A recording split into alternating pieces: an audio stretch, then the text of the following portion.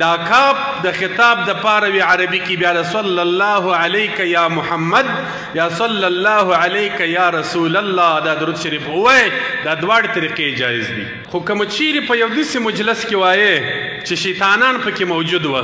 بیا نو دا درود شریف په صيغه د خطاب ثواب ډیر لري چې صلی الله علیک یا محمد یا صلی الله علیک یا رسول الله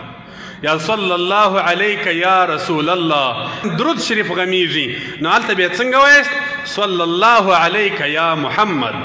بیا دغه د یا محمدو صلی الله علیه وسلم آواز کول په دې نیت باندې چې دا زموږ د اهل سنت شعار دی دا دې نیت باندې چې دا زموږ د اهل سنت شعار دی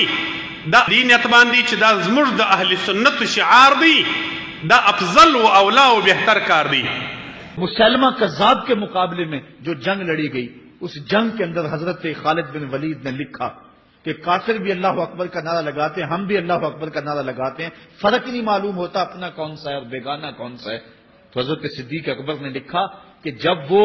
اللہ اکبر کا نعرہ لگائیں تم اس کے جواب کے اندر یا محمد آہو کا نعرہ لگاؤ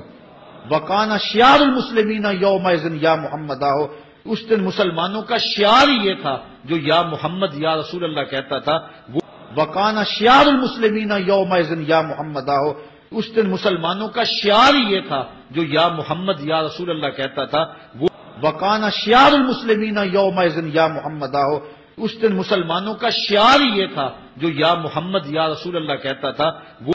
یا محمدو صلی الله علیه وسلم آواز کول په دې نیت باندې چې دا زموږ د اهل سنت شعار دی دا افضل و اولا و بهتر کار دی د یا محمدو صلی الله علیه وسلم آواز کول په دې نیت باندې چې دا زموږ د اهل سنت شعار دی دا افضل و اولا و بهتر کار دی